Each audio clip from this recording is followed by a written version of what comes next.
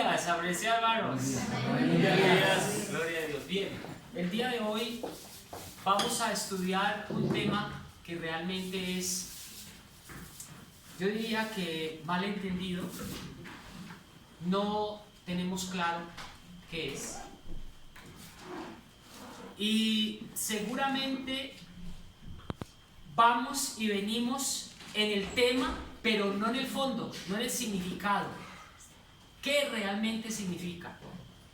Antes de empezar, yo les voy a hacer tres preguntas.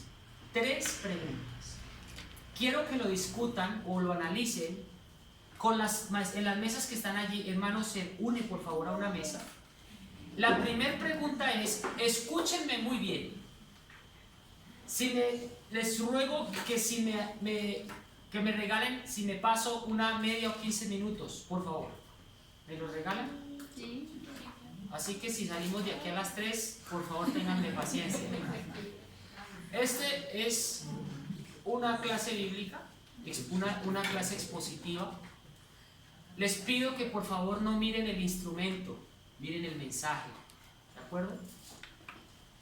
Si cometo algún error, les pido me disculpen. Lo hago de la mejor manera y con la mejor disposición. La primera pregunta que quiero hacerles es, ¿qué diferencia hay entre obediencia y fanatismo? ¿Cuál es la línea delgada que hay entre obediencia que no sea fanatismo y fanatismo que no sea obediencia? ¿Cuál es la diferencia entre obediencia y fanatismo? Muchos hermanos, ojo a esto, por favor, muchos hermanos en el caminar cristiano quieren obedecer, pero son fanáticos. Son sinceros, pero fanáticos. Sin embargo, hay otro grupo de cristianos que por no ser fanáticos no obedecen. ¿Estamos entendiendo? Entonces, estamos volviendo un grupo cristiano, nueva generación, nuestras nuevas generaciones están creciendo sin obedecer porque no quieren ser fanáticos ni parecerse a la abuela Lola.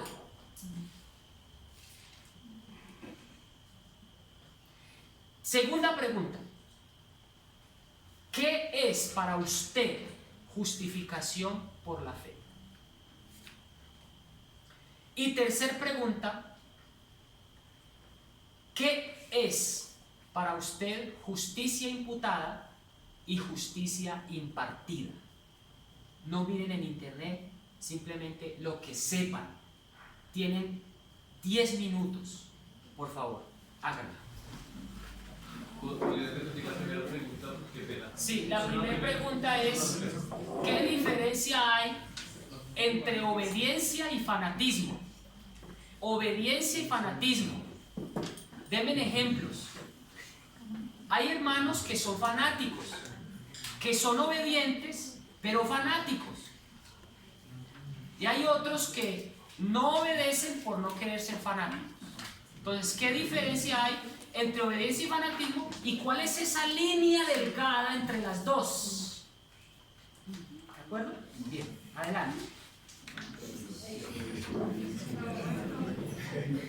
Adelante, Marta. Y la obediencia ya es más por amor, como porque a mí me nace hacerlo, no tanto por lo que los demás piensen y vean en mis acciones, sino porque siento que es como una forma de retribuir y es menos interesada en la valoración de las demás personas, sino que la obediencia, hablando en términos espirituales, es por amor a Dios, porque yo amo a Dios y eso es lo que me nace hacer. No lo hago por obligación, sino más bien por amor. Muy bien. ¿Qué es justificación por la fe? Hay salvación por gracia en Cristo Jesús. Salvación por gracia. ¿Qué es justicia imputada? No llegamos hasta esa discusión. No hubo tiempo. Está bien, está bien. Siguiente grupo, lo que habían hablado. ¿Qué diferencia hay entre obediencia y fanatismo? Para nosotros la diferencia está en la racionalidad. Y colocamos un ejemplo. digamos, cuando alguien es fanático al fútbol o a un equipo, se sale de lo irracional cuando esa persona, por creer en un equipo o porque perdió, afecta a su familia sin que el equipo le pague, sin que el equipo le dé plata para el otro día o para que haga parte de su familia. Simplemente perdió y entonces se enojó y hace algo que no es consecuente con las circunstancias. Para nosotros el fanatismo radica cuando la persona se sale de lo racional y empieza a ir más allá. Un ejemplo, vamos a colocar la forma de vestir, por decir. Entonces se va a enfocar en que, no sé, un zapato que mida más de 3 centímetros es malo, y entonces si mide 3.1 ya está mal. Entonces se va a los extremos de que la forma racional ya traspasa esa barrera y no es consciente y su reacción no es como consecuente con lo que se está haciendo. Obediencia. ¿Qué es obediencia? ¿Qué es la obediencia? Es el poder, digamos, seguir o asumir una norma o como tal, digamos, en este caso hablando, la ley. Bien, en el grupo de allá, para el grupo de la esquina, ¿qué es justificación por la fe? Lo podemos definir con la palabra gracia. Gracias. ¿Analizaron sobre imputada y partida un poco? Digamos, basado en Romanos 3:28, dice que concluimos pues que el hombre es justificado por fe sin las obras de la ley, ¿cierto? Es eso que nosotros no merecemos, pero se nos ha dado, ¿no? Y la impartida es el arrepentimiento que yo tengo, que eso nos ayuda a darlo, es el Espíritu Santo. Bien. Vamos avanzando por acá. ¿Quién más? ¿Qué grupo analizaron? Acá. Bueno, decimos que la obediencia es precisamente querer agradar a Dios, porque a mí yo lo amo y quiero agradarle todo el tiempo. No lo hago con sacrificio, porque si yo lo hago por sacrificio no estoy haciendo nada. Y el fanatismo es precisamente eso: cuando yo creo en una cosa y por encima de lo que sea yo lo llevo sin importarme la opinión de los demás. Muy bien, gracias. Acá este grupo.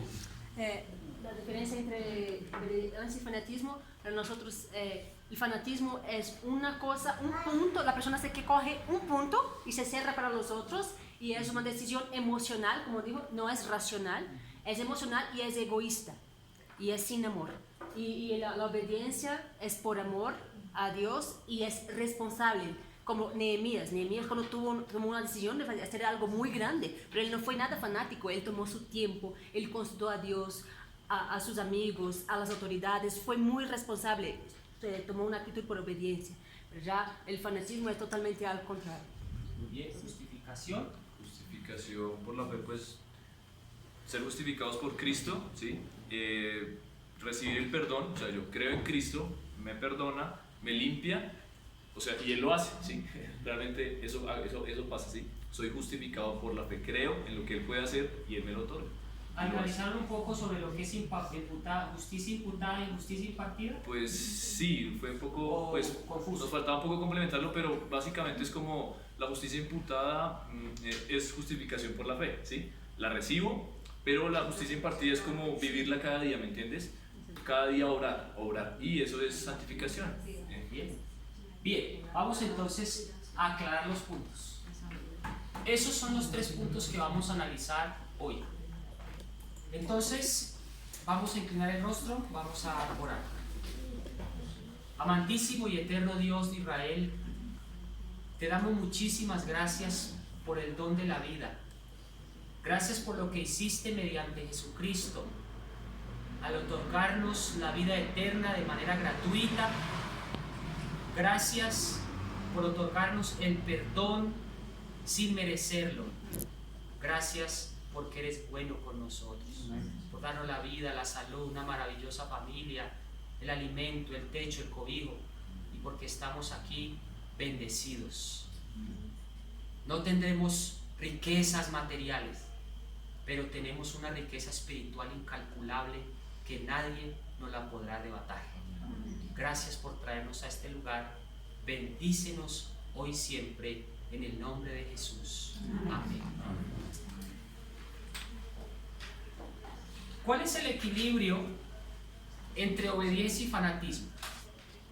El diablo ha querido desorganizar el movimiento adventista y confundir a los hijos de Dios. Eso acarrea en la iglesia un espíritu de discordia y de revolución. Se han estado levantando personas sinceras en nuestra iglesia, donde estas personas sinceras crean sin querer una discordia, una revolución, una crítica destructiva, particularmente dentro de los líderes de la iglesia. Quiero que sepan, hermanos, que dentro de las armas que usará el diablo para desbaratar el plan de Dios de proclamar y producir una reforma entre su pueblo, figura el fanatismo. El diablo ve que no puede destruir a la iglesia por su doctrina, porque es sólida. ¿Dónde se está metiendo Satanás entonces? Se está metiendo en el fanatismo de la iglesia, dentro de la iglesia. ¿Qué es lo que pasa? Muchas veces nosotros dejamos de obedecer a Dios por no ser fanáticos, por no parecernos a mi mamá, que es fastidiosa, por no parecernos a mi abuela, que es fastidiosa. O muchas veces no somos obedientes porque nos hacemos los locos o porque no queremos. Pero ¿dónde está entonces la importancia de la obediencia? Por ejemplo, en nuestros días, ¿qué pasaría si Daniel viniera en nuestros días y fuera lo suficientemente escrupuloso para decir: qué pena, yo no como carne? ¿Cómo lo veríamos? ¿Como fanático o como obediente? ¿Pero está obedeciendo o es fanático? Entonces, el cristiano, primero, ¿cómo está viendo al otro que está queriendo lograrlo? Y segundo, ¿cómo está el que lo vive viviéndolo sin tener que ofender a otro? Ese es la dicotomía que estamos viviendo como pueblo de Dios. No obedecemos por ignorancia, por descuido o porque simplemente no quiero ser fanático. Pero entonces, ¿dónde está la obediencia? ¿Qué pasaría si en nuestros días se nos pide que adoremos a otros dioses, como la música, como la televisión, que son dioses, pero que las adoramos porque Dios entiende, porque Dios me entiende, yo nací así? Entonces, ¿dónde queda la radicalidad de Daniel al decir: no me postro? Se enfrentó ante el monarca del universo y no me importa perder la cabeza, rey, pero no te voy a adorar. ¿Cómo veríamos a ese Daniel hoy en el 2020? ¿Como un fanático o como un obediente? ¿Ve? Entonces, es muy fácil criticar y juzgar al que lo está intentando. Es muy fácil dañarle el prestigio o la fe al otro, porque él dice: qué pena, yo no como carne, qué pena, es que yo guardo el sábado y no compro nada en el sábado. Y entonces, el que compra, ¿qué? ¿Es fanático o es obediente? ¿Qué pasa con las normas? ¿Dónde está la norma? ¿Dónde está el gusto por obedecer? Por ejemplo, pequeñas cosas: recibir el sábado a tiempo. Cuando yo me esfuerzo por recibir el sábado a tiempo, ¿estoy siendo fanático o estoy siendo obediente? Pero entonces, ¿dónde radica el fanatismo y dónde radica la obediencia? ¿Cómo lo están viendo los otros?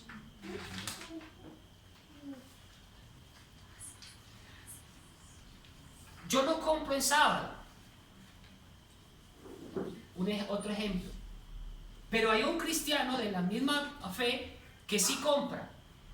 Entonces, el que compra es desobediente y yo estoy siendo fanático, o ¿cómo está la cosa ahí?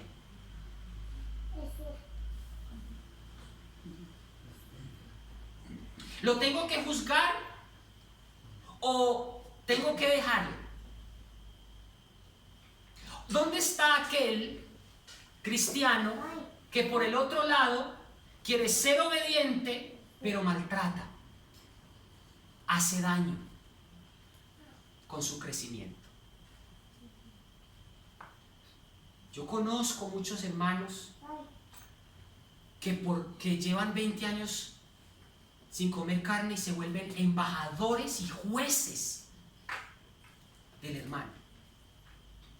Y lo acaban, lo juzgan, lo trituran. Yo veo al hermano que lleva creciendo con una madurez impresionante, pero da látigo, da juguete. ¿Eso es fanatismo o es obediencia? ¿Dónde está esa línea delgada? ¿Lo está haciendo bien o lo está haciendo mal? Si está haciendo bien, podríamos decir que es un profeta, porque los profetas hablaron con autoridad, porque eran obedientes, o definitivamente es que es muy cansón. Miren ustedes, ¿dónde ponemos estas balanzas para que haya un equilibrio? Ese es el problema. Esa es la problemática que estamos viendo en este momento. El fanatismo aparecerá en nuestro propio medio. Vendrán engaños y de un carácter tal que, si fuera posible, desviarán a los mismos escogidos. ¿Cuál es el corazón de la reforma dentro de la iglesia? Y aquí está la respuesta. Léanlo ustedes. Que cada uno decida obedecer sin mirar a quién. A los. Decida obedecer sin mirar a quién. Si usted dejó de comer carne, no juzgue al que la sigue comiendo, porque es que todos estamos en un crecimiento y en un desarrollo cristiano, donde usted puede tirarse, dañar, deteriorar la fe y la confianza del otro por su forma de ser cansona y fastidiosa como cristiano. Si usted se pone a decir y a apoyar y a imponer y a obligar, su hijo se le va a cansar, su hijo se le va a aburrir. Dios es así con usted. Dios lo puya, Dios le exige, Dios lo obliga.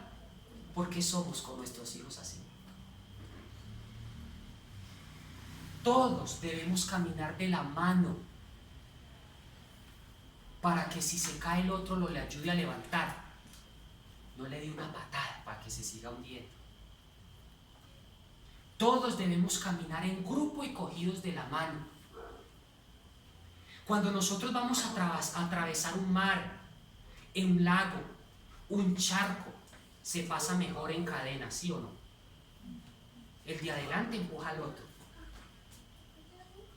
Si se zafa la cadena humana, ¿qué pasa con el de atrás? ¿Se puede ir? Siempre tiene que haber uno que lleva la delantera y siempre tiene que haber un último. Porque no entendemos de que hay unos que llevan la delantera y hay otros que ahí van nadando y empujando la maleta? No estamos siendo equilibrados ni justos en nuestros juicios con los hermanos.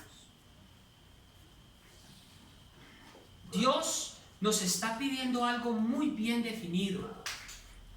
una obediencia clara, firme, resuelta. Pero ¿cómo no incurrir en el fanatismo desmedido y en unos legalismos, en un legalismo descarado? ¿Cómo, hermanos? ¿Cómo podemos mediar la obediencia como la de Daniel? ¿Ustedes qué pensarían? ¿Ustedes creen que si uno de los Sadrach, Mesach, Abednego y Daniel, qué hubiera pasado si Sadrach hubiera decidido comer carne, cerdo y toda la comida del rey? ¿Será que Daniel le hubiera dado látigo y palo y lo hubiera hecho sentir muy mal? ¿Cómo hubieran actuado este grupo de hermanos?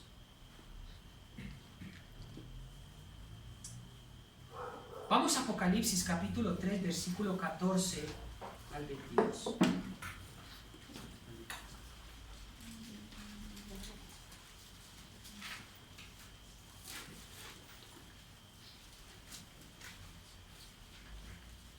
Escribe al ángel de la iglesia, lo tenemos todo, digan amén. Escribe al ángel en la iglesia en la Odisea, he aquí el amén, el testigo fiel y verdadero, el principio de la creación dice esto: yo conozco tus obras, que ni eres frío ni eres caliente.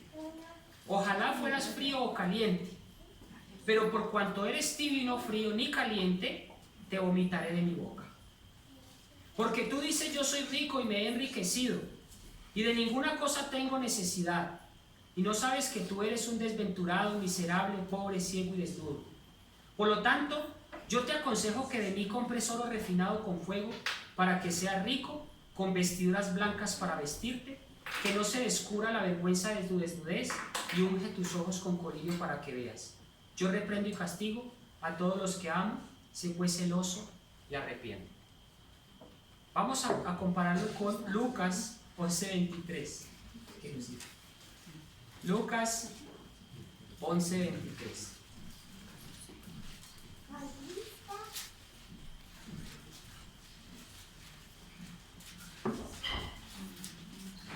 El que no es conmigo, contra mí es. Y el que conmigo no recoge, desparrama.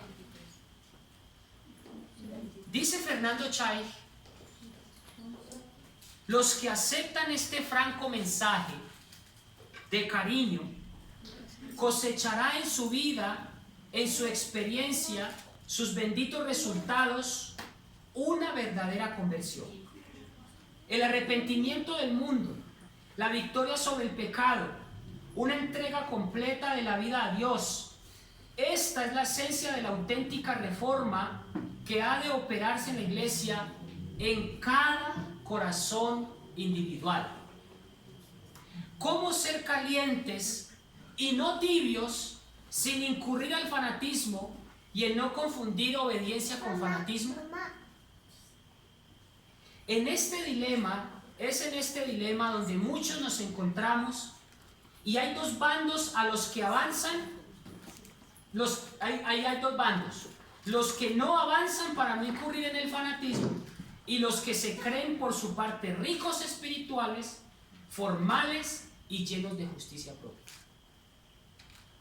Estas dos condiciones hacen de los dos bandos que estemos tibios, y como consecuencia, Dios ¿qué? Nos vomitará de su boca. ¿Cuál es el remedio que da Cristo para la condición tibia en la que nos encontramos? Apocalipsis 3:18, por favor. Vamos a Apocalipsis 3:18.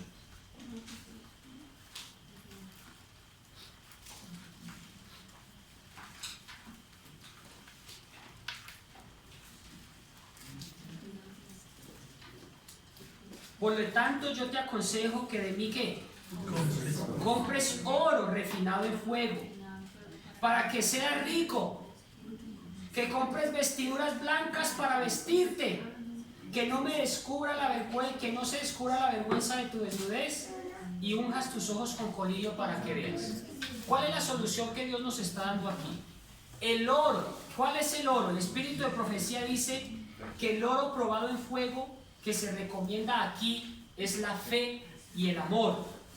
Enriquece el corazón, porque se lo ha refinado hasta su máxima pureza. Y en cuanto más se lo prueba, tanto más resplandece. ¿Qué es lo que necesitamos como cristianos para verdaderamente ser calientes y no fríos o tibios? El amor. El amor y la fe. ¿El amor a qué? ¿La fe a qué? Hermanos, uno de los problemas más grandes del cristianismo, de las cuales en 1888 fallaron, es porque vieron al cristianismo de una manera muy legalista, vieron al cristianismo de una manera arbitraria, solo ley, solo letra, solo mandamientos, y Cristo por ninguna parte. Entonces, la justificación por la fe, por su lado, no es solamente tener a Cristo. Eso no basta. El siguiente paso, como resultado de tener a Cristo, son las obras de la ley. Yo no puedo obedecer a Dios si no tengo primero a Cristo en mi corazón. ¿De acuerdo? Hay muchos que tienen a Cristo, pero sus obras son extremistas. Hay que buscar ese equilibrio. Las vestiduras blancas es la pureza ¿del qué? Del carácter. La justicia de Cristo impartida al pecador es a la verdad una vestidura de tejido celestial que puede comprarse únicamente de Cristo para una vida obediente y voluntaria. ¿Qué significan las vestiduras blancas? La pureza y el carácter que Cristo ¿qué? Nos da. Aquí nos está hablando de una vestidura de tejido celestial, esa que solamente Cristo nos puede dar, es esa pureza de carácter. El tercer punto es el colirio, es aquella sabiduría y gracia que nos habilitan para discernir entre lo bueno y lo malo y para reconocer el pecado bajo cualquier disfraz.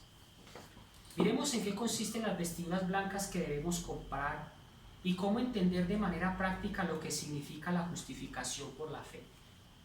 Vamos a Job capítulo 25, versículo 4, por favor.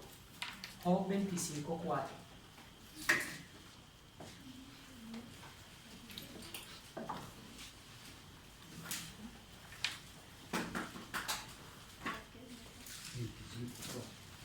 ¿Cómo pues se justificará el hombre para con Dios?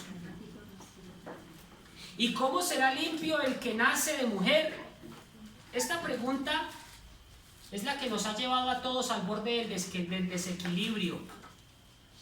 Esta pregunta es la que muchos cristianos han hecho desde siempre. Obedecemos, pero sentimos que no es suficiente. Queremos ser justificados ante Dios, pero lo que hacemos no es suficiente. Y cuando lo hacemos, no lo hacemos de la mejor manera. Entonces, ¿qué vamos a hacer? El hombre, en su anhelo de agradar a Dios, ha incurrido en obedecerle de manera distorsionada, obedeciendo de manera arbitraria la ley de Dios, convirtiéndolo en un obediente seco e infértil. Son miles los que buscan la aprobación de Dios mediante una obediencia estricta e innegociable, haciendo de la ley un todo para ellos. Hacen de los preceptos el centro de su mensaje y evangelio. Hacen de la reforma pro salud el todo del evangelio. Hacen del sábado una verdadera carga. Hacen de la familia un verdadero infierno. Hacen de su familia diaria un cristiano insoportable. ¿Es eso cristianismo?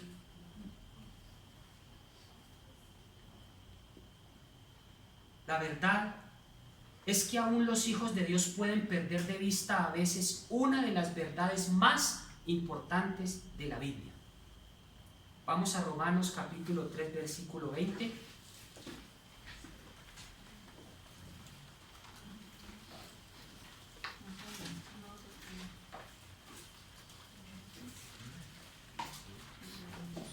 ¿Cómo vamos hasta aquí?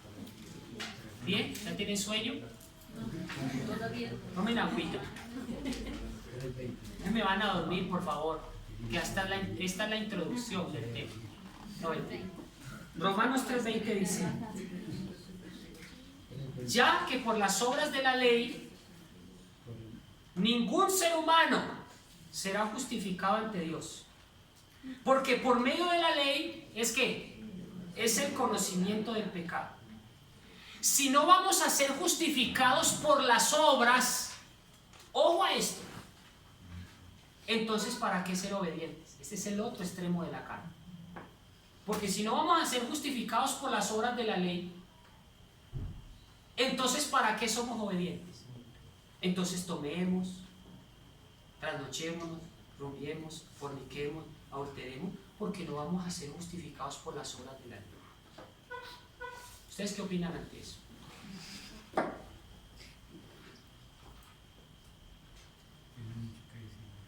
¿Para qué sirve la obediencia entonces? ¿Dónde quedan los actos heroicos de Daniel al enfrentarse al monarca del mundo, al no querer postrarse ante los dioses arriesgando su vida? ¿Qué decir de la dieta que Daniel escogió? Por otro lado, entonces, ¿por qué fue tan crucial para Jesús ser perfecto en todo y obediente hasta la muerte de cruz a su Padre? ¿Dónde entonces quedan las buenas obras? ¿Dónde quedan entonces los actos heroicos que hizo Daniel, José, Moisés, Enoc, Elías, Jesucristo mismo? ¿Esto es obediencia o es fanatismo? ¿Cómo lo entendemos hoy en nuestros días?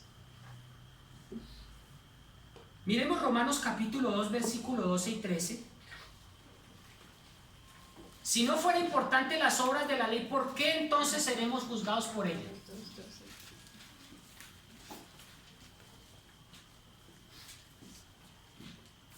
Romanos 2, 12 y 13.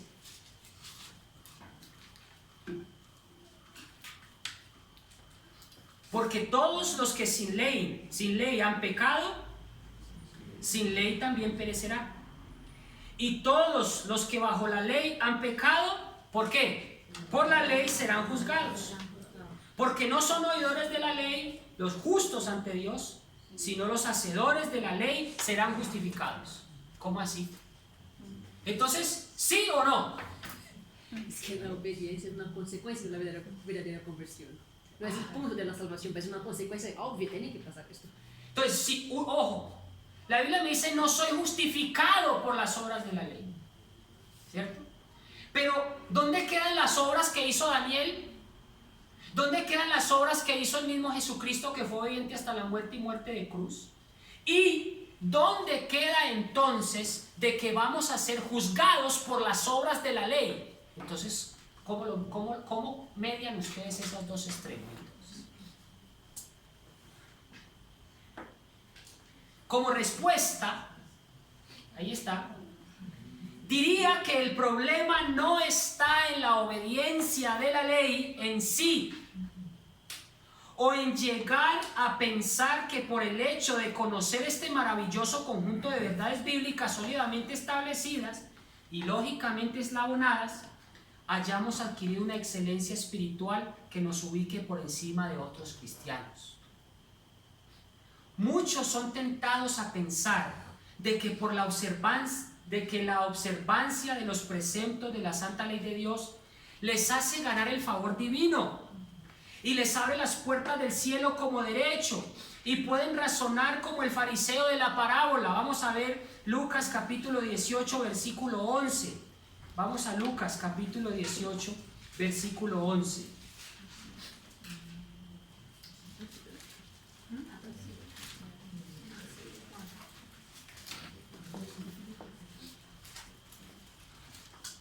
¿Lo tenemos? El fariseo, puesto de pie, oraba consigo mismo de esta manera: Dios, te doy gracias porque no soy como los otros, ladrones, injustos, adúlteros, ni aún como este publicano. ¿Cómo les parece la actitud de este cristiano? Tremendo. Les pregunto, ¿así hay cristianos hoy? Sí. Hermanos, aquí llegamos al descenso y en caída libre.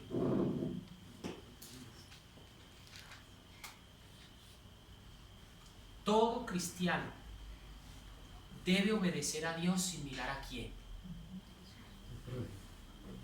sin mirar lo que el otro haga. Por favor, obedezca usted con Dios y punto.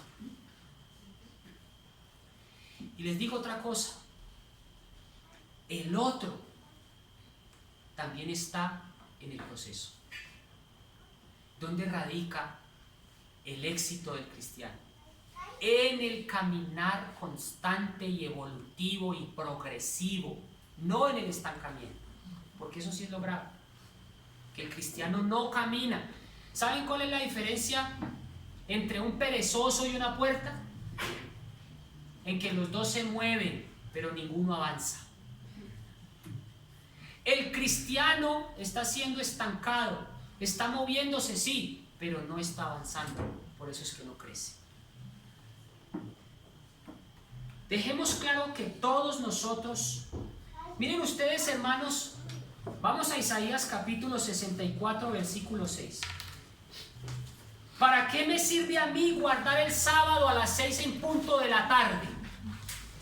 Miren ustedes, ¿para qué me sirve a mí dejar de comer carne? Miren para qué sirve. Miren ustedes, ¿para qué me sirve a mí ser estrictamente obediente? Miren ustedes, Isaías capítulo 64, versículo 6. Si bien todos nosotros somos como ¿qué? Como suciedad, y todas nuestras justicias como trapo sucio, y caímos todos nosotros como la hoja, y nuestras maldades nos llevaron como el viento. Nuestras mejores obras como cristianos, por más que usted quiera hacer mejores obras, sus mejores obras para Dios son nada. Entonces, le pregunto, ¿por qué somos obedientes? ¿Para qué somos obedientes? ¿Somos obedientes para ser santos? ¿Somos obedientes para ser justificados ante Dios? ¿Somos obedientes para alcanzar la salvación? La obediencia no tiene nada que ver con eso. Ni tampoco la obediencia tiene que ver porque es que yo soy mejor que el otro, porque mi mejor, esta sí le va a gustar. Voy a guardar el sábado a las 6 de la tarde y estoy seguro que esta sí le va a gustar a Dios. No, hermanos, estamos equivocados. La obediencia no tiene ese objetivo. Les pregunto a ustedes, ¿cuál es el objetivo de la obediencia entonces? ¿Y por qué entonces somos tan cansones con ese tema?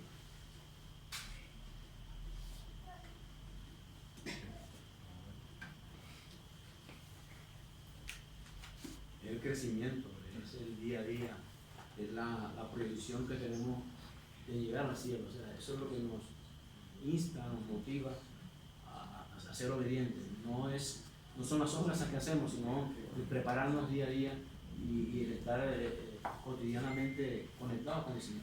Entonces, hermanos, si nuestras mejores obras son como nada, ¿por qué entonces nos la pasamos dándole palo, látigo y juzgando y criticando y acabando al hermano y al hijo y al vecino y al perecejo y a sutano? ¿Y quién me faltó? Sutano. Entonces, ¿por qué? Hermanos, mucho cuidado con el fanatismo. Hay hermanos que no predican de nada más sino es salud y Cristo por ninguna parte. Para ellos es el todo y se les convirtió todo la salud y la carne. No es así.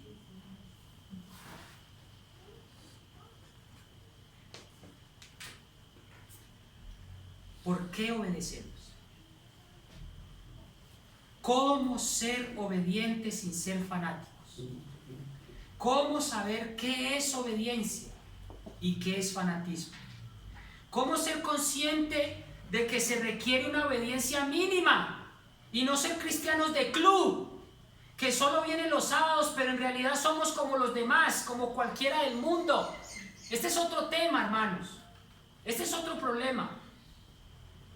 La obediencia no es negociable. La obediencia no es negociable. La obediencia tiene unos mínimos y unos máximos. El mínimo que a usted se le pide es que se distinga del mundo, porque hay hombres muy buenos afuera. ¿Qué los hace diferentes del cristiano? Nada. Hay cristianos que son tan buenos que lo único que les falta es ser cristianos, que se han ganado el cielo si fuera por las obras hace mucho rato. Entonces, ¿cuál es la diferencia?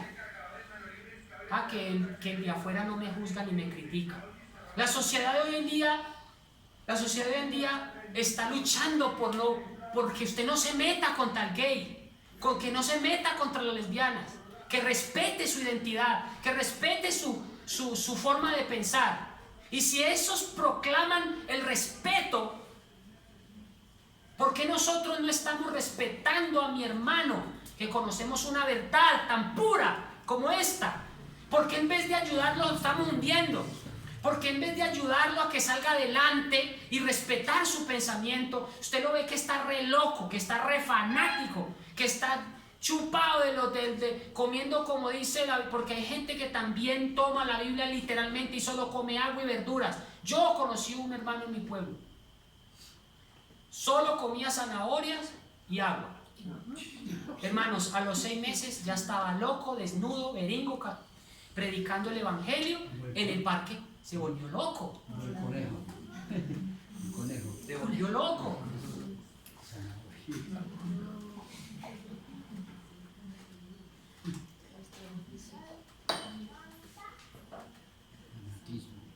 Muchas veces no es cuestión de religión. Muchas veces es cuestión del manejo de sentimientos, inteligencia emocional.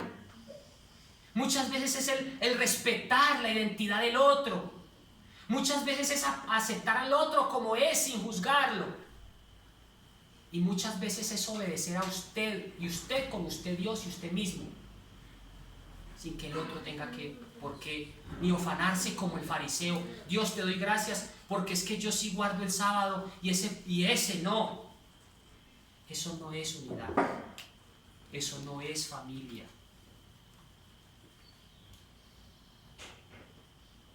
¿Cómo se distingue un hombre bueno del mundo con un hombre bueno de la iglesia? Aquí es donde entra de lleno el tema, la justificación por la fe. Mal entendido.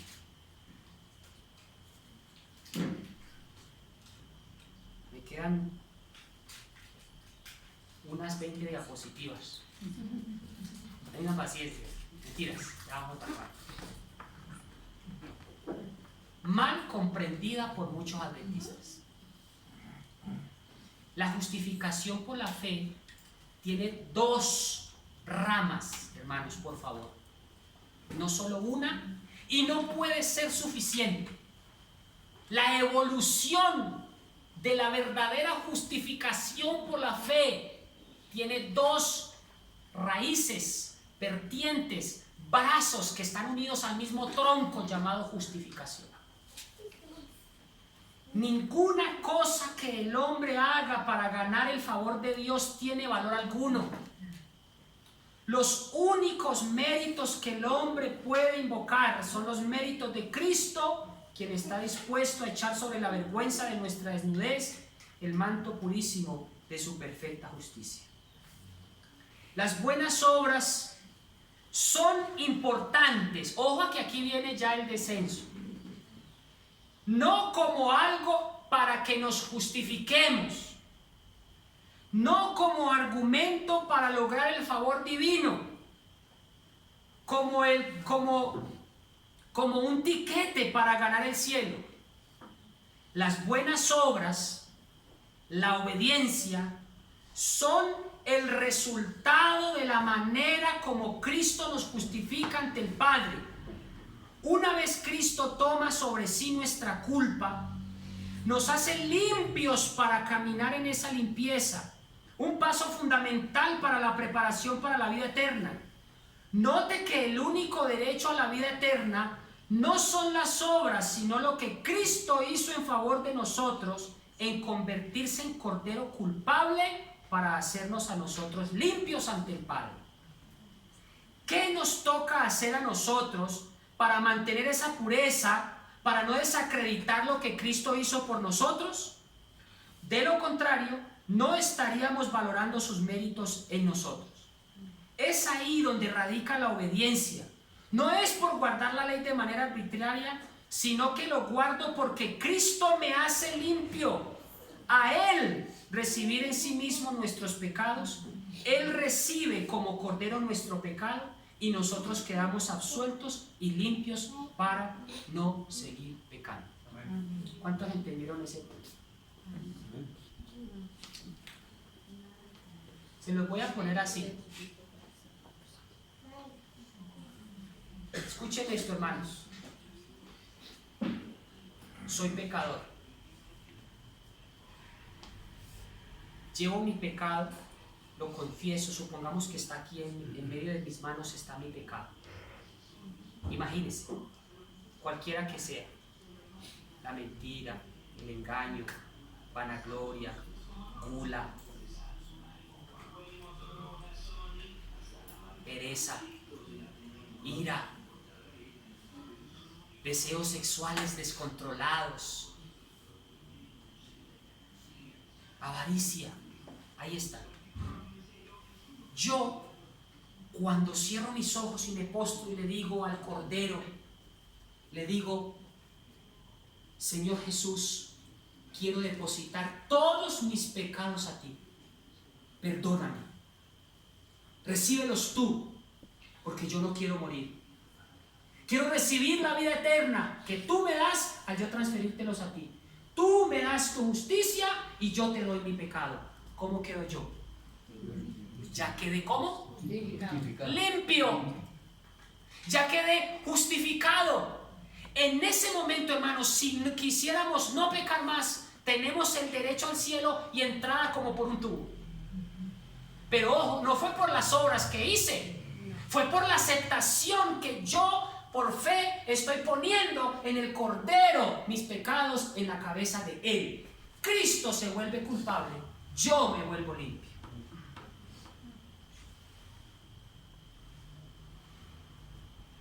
Cristo me justificó ya a mí, yo ya me vuelvo limpio. ¿Cómo estoy en ese momento? Limpio, sin pecado. ¿Qué me toca hacer a mí ahora? ¿Qué? Es lógico.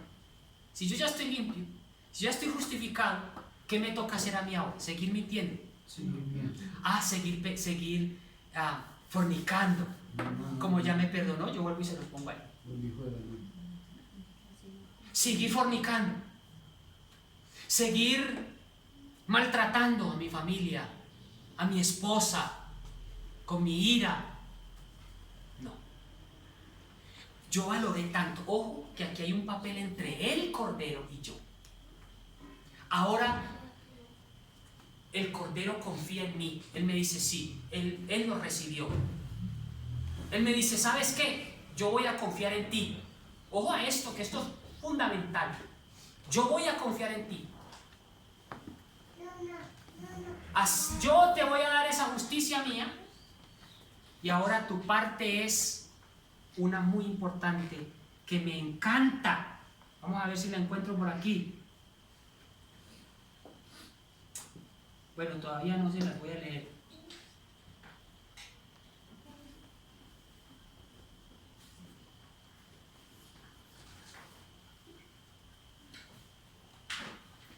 ¿Cómo le dijo Jesús a la mujer adúltera? Vete y no ¿qué? Peques más. Esa es la parte de agradecimiento que yo tengo con Dios al haber hecho lo que Él hizo por mí sin ninguna necesidad. Entonces les pregunto, ¿por qué obedezco entonces? ¿Obedezco para ser salvo? ¿Obedezco para mostrar mis buenas obras ante la iglesia? ¿Obedezco para pisotear al hermano y darle una patada todo el tiempo? ¿Obedezco para eso? No, mis amigos. obedezco, porque yo no quiero tener la sinvergüenzura de pecar y volver a decir, ay Dios, perdóname, mira, volví y lo hice. Ajá. Discúlpame. Eso es lo que, esa es la mecánica de la salvación. La mecánica de la salvación es no pecar, porque lo que Dios hizo por mí es extraordinario, porque lo que hizo por mí es que yo le dé mi pecado y que Él los tome para sí y volverme a mí justo, limpio y perfecto. Eso no lo hace nadie. Ahora mi trabajo es vivir una vida de agradecimiento que brota de gratitud, y yo obedezco porque quiero agradar a ese Jesús que confió en mí, ese Cordero magnífico que confió en mí. ¿Cuántos dicen amén? Amén.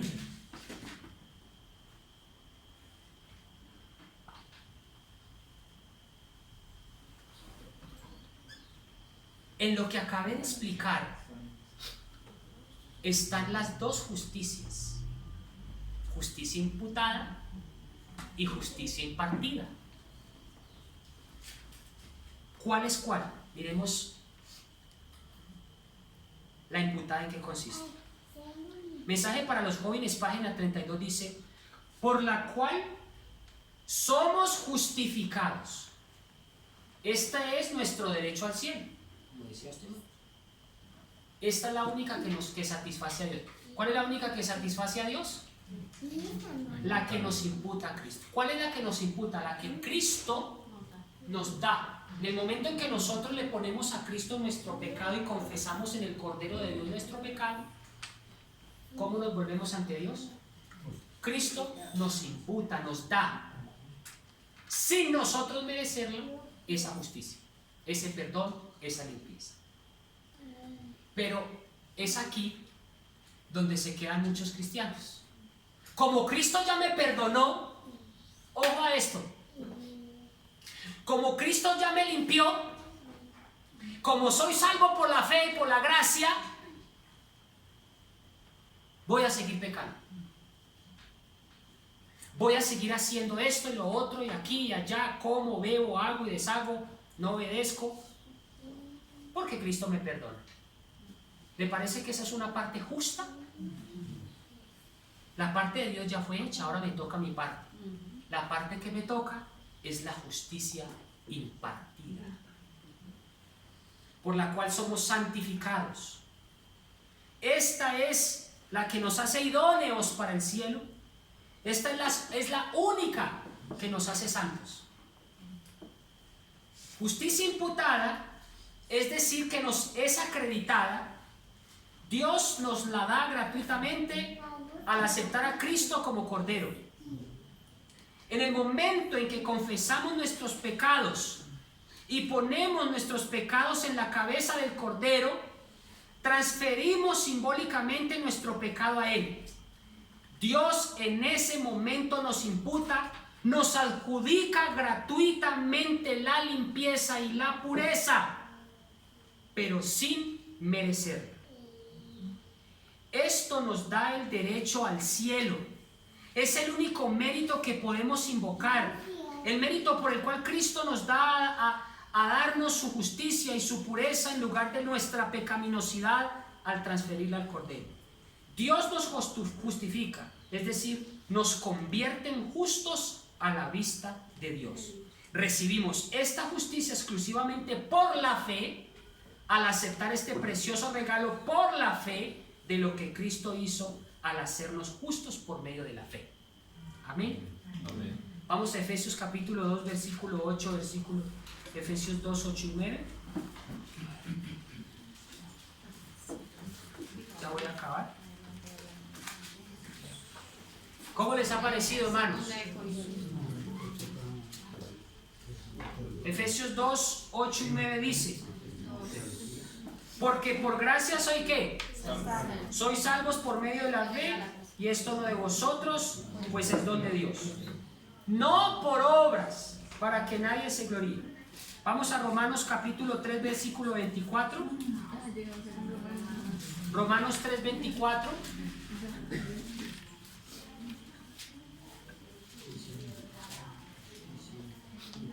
Romanos 3:24 dice, siendo justificados gratuitamente por su gracia, mediante la redención que es en Cristo Jesús. Romanos 5:1, justificados pues por la fe, tenemos paz para con Dios por medio de nuestro Señor Jesucristo.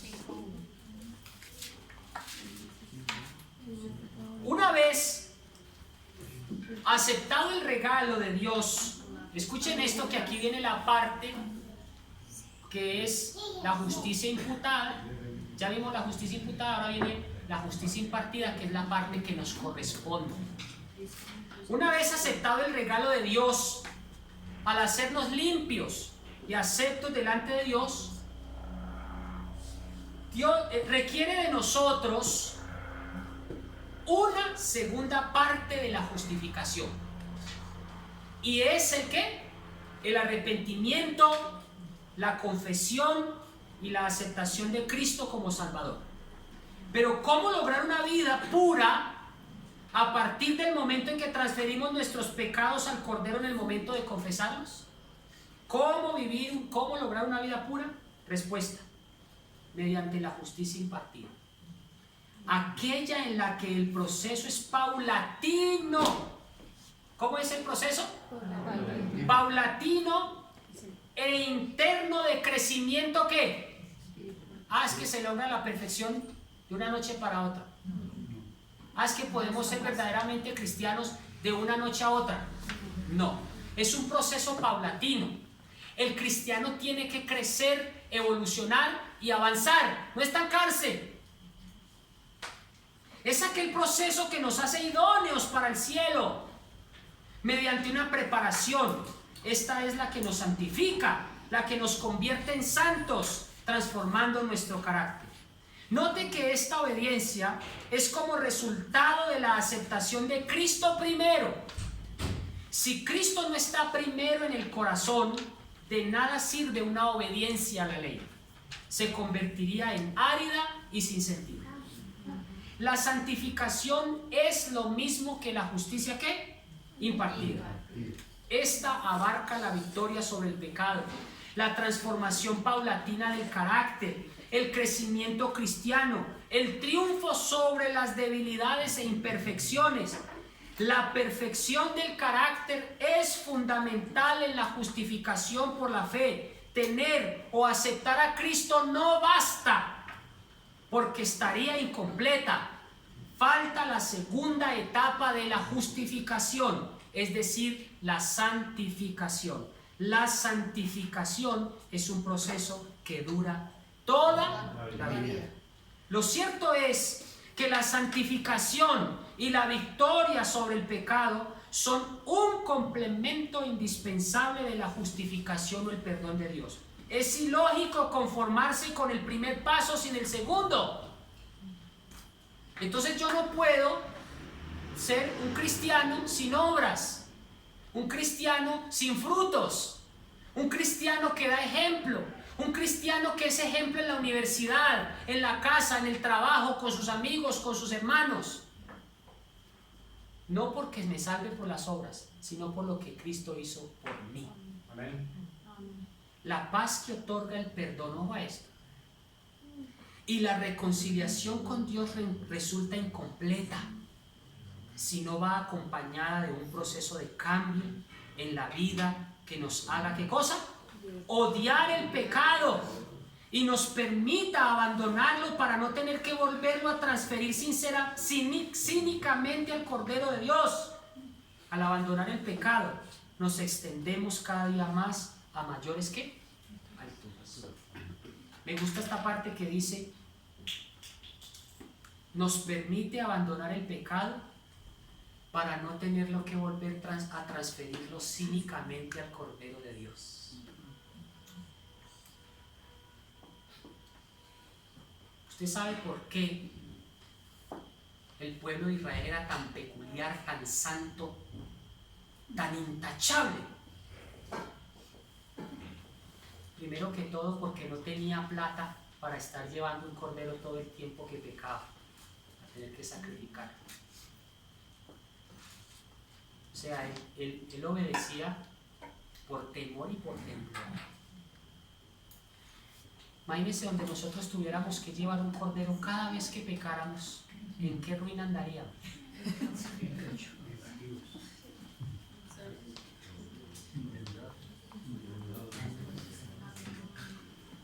Yo no sé por qué Dios nos siguió con ese sistema, para ver si nosotros dejamos de pecar un poquito. Porque hemos sido tan descarados, tan infames y tan cínicos, que vamos y le pedimos a Dios perdón por el mismo error 50.000 veces. ¿Dónde está la fuerza de voluntad? ¿Dónde está su dominio propio? ¿Dónde está su capacidad de decidir si peca o no? A usted nadie lo obliga a pecar. Y aquí es donde entra el tema de la perfección, que tuve hace poco.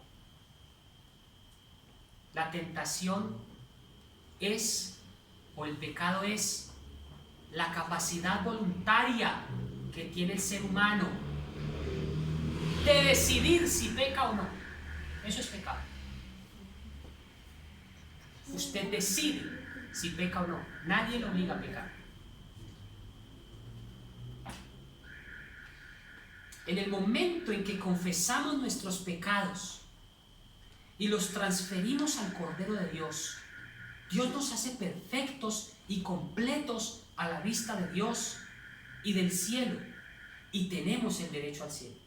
Pero nuestra lucha no ha terminado en la tierra, por lo que debemos mantenernos así permanentemente. Dios nos hace limpios cuando confesamos nuestros pecados. Tengan la seguridad de que Dios ya nos perdonó y podemos irnos tranquilamente a descansar si es necesario. Pero es que nuestra lucha continúa en la tierra. Seguimos avanzando. Y miren este pensamiento. Solo el derecho al cielo no basta. Necesitamos la idoneidad para vivir allí. Necesitamos la preparación. Jesús espera de nosotros que preparemos nuestro carácter para el cielo, que nos ejercitemos en la obediencia de su voluntad y sus preceptos, que andemos en la luz que Él hace brillar en nuestros caminos, que avancemos cada día un paso más hacia la perfección, sin mirar ¿a quién? Al otro, por favor. Y así podremos ser siempre perfectos con relación a nuestra edad en Cristo, cumpliendo el mandato de Jesús. Vete y no peques más. Miren, hermanos, me gusta esta parte que dice perfeccionarnos en con relación a nuestra edad en Cristo. Tenemos 20 años de adventistas con el mismo problema del mal genio y nada que avanzamos. Tenemos 20 años y no hemos podido dejar la carne. Tenemos 20 años y no hemos podido dejar el vicio. ¿Dónde está el avanzar? ¿Dónde está el crecer? Nos quedamos atrofiados. ¿Dónde está nuestra edad cristiana? Si tenemos 20 años, son 20 años cristianos de evolución. Año a año el cristiano debe evolucionar, debe crecer, debe dejar atrás por fin su mal genio, debe dejar por fin su estrés, debe dejar por fin su mentira, su egoísmo, su maltrato, su irrespeto con los otros. Debe dejar atrás su manipulación a los hijos. Debe dejar atrás ese fanatismo loco que lo está desesperando, que lo está volviendo loco, que lo único que está haciendo es destruir a su familia con ese fanatismo loco. No obedezca de esa manera. Obedezca porque usted ama a Dios por lo que Él hizo por usted. Y ayude al otro. Debemos crecer, debemos avanzar en nuestra edad espiritual. ¿Cuántos dicen amén? Amén. La distancia, estas últimas 2 diapositivas me encantan. Escuchen esto. La distancia entre la perfección relativa a nuestra edad y la perfección absoluta, que es el blanco final, la suple únicamente el Señor Jesús en todo momento, en el momento en que Él nos justifica cuando confesamos nuestros pecados. La santificación es la obra de Dios en nuestra vida. La mejor conclusión que podemos sacar de esta reflexión es esta: vete y no peques más. Miren esta conclusión, amigos. Claro está, a lo largo de nuestra penosa marcha ascendente por el sendero de la santificación, se producen accidentes, caídas, pecados. Las viejas debilidades quieren volver a aparecer una y otra vez. Por eso la palabra nos consuela con la hermosa seguridad del perdón, y no por esto nos debemos desanimar, sino seguir avanzando. Amén. Amén. Mensaje para los jóvenes, la página 37 dice lo siguiente: cuando está en el corazón el deseo de obedecer a Dios, cuando se realizan esfuerzos con ese propósito, Jesús acepta esta disposición y este esfuerzo como el mejor servicio del hombre y suple la deficiencia con su propio mérito divino. El todo es querer obedecer y crecer cada día haciendo un esfuerzo cada mes. Queridos hermanos, yo espero que podamos entender que la justificación por la fe no es solo tener a Cristo. La justificación por la fe también requiere de mi parte una obediencia de gratitud y un avanzar cristiano, sin mirar al otro nunca más. Oren por él, oren por mí, ayúdenlo, pero nunca en su vida lo juzgue ni lo critique, porque él también está avanzando con usted. Respete su condición sexual, su condición mental, su condición espiritual, su condición y debilidad. Ore por él. Crezcamos juntos. Por favor, no seamos más fanáticos, y que la obediencia que hagamos, lo hagamos con gusto. No porque el otro me vea, no porque quiero parecerme al fariseo, sino porque la obediencia que yo haga, la hago por todo lo que hizo el Cordero por mí. Recibir mis pecados y justificarme, eso es más que suficiente para decirle: Dios, gracias porque me volviste puro ante tu vista. Amén. ¿Qué puedo hacer yo por ti? Mis mejores obras son nada.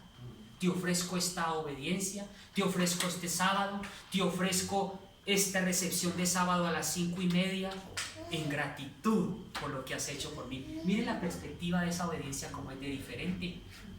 Señor, te voy a obedecer, voy a guardar este sábado el 5 a las 5 porque eres muy bueno conmigo, eres maravilloso. ¿Qué puedo hacer yo por ti? Pero la obediencia que dice: no, es que hay que obedecer el sábado a las 5 porque es así, punto, y yo soy su papá, me obedece. Entonces cambia la cosa. Que Dios los bendiga. Amén. Y espero de corazón que todos los que están aquí podamos estar allá reunidos. Amén. Todos juntos. May God bless you and keep you. Thank you very much for coming. It's my pleasure to be here. Let's have a word of prayer. Vamos a orar, ¿les parece? Los que puedan colocarse de pie, colóquense de pie. Los que puedan arrodillarse, arrodíllense. Vale la pena de agradecerle a Dios.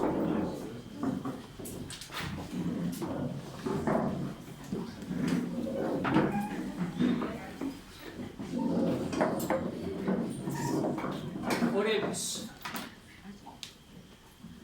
Amantísimo Dios,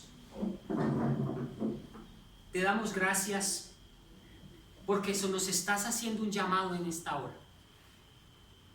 que el mensaje residual que haya quedado en este mensaje, mucho o poquito o todo, haya impactado el corazón de cada uno de los que me está escuchando.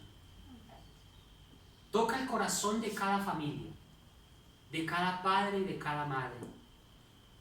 Que su hogar sea un verdadero deleite, que los hijos se complazcan en obedecer a Dios, no porque los papás muestran a Dios un Dios arbitrario, porque tú no eres así con nosotros, sino que puedan ver a un Dios en el que amamos profundamente y obedecemos por todo lo que has hecho por nosotros.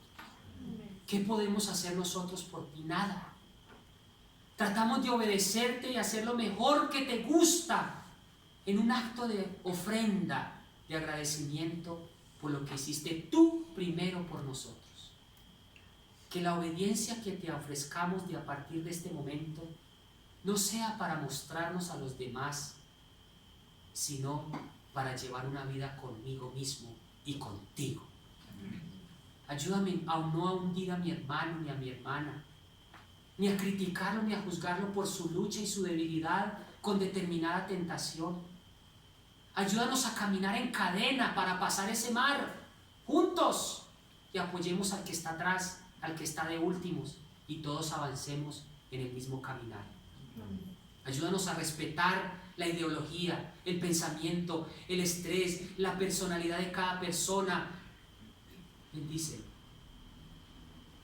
Ayúdanos a respetar a todos por igual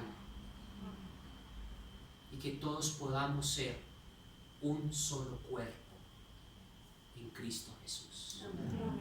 Ayúdanos a ser santos, no porque sea un requerimiento, sino porque es un placer para nosotros obedecerte. Ayúdanos a tomar las mejores decisiones cada día. Nadie nos obliga a pecar, ni siquiera las huestes infernales más profundas y oscuras nos obligan a pecar. Que decidamos todos los días a tomar las mejores decisiones y salir corriendo y huyendo de la tentación para que todos los días seamos victoriosos en Cristo Jesús. Amén. Bendice a los que vinieron con cargas, pruebas y debilidades hoy. Ayúdalos siempre.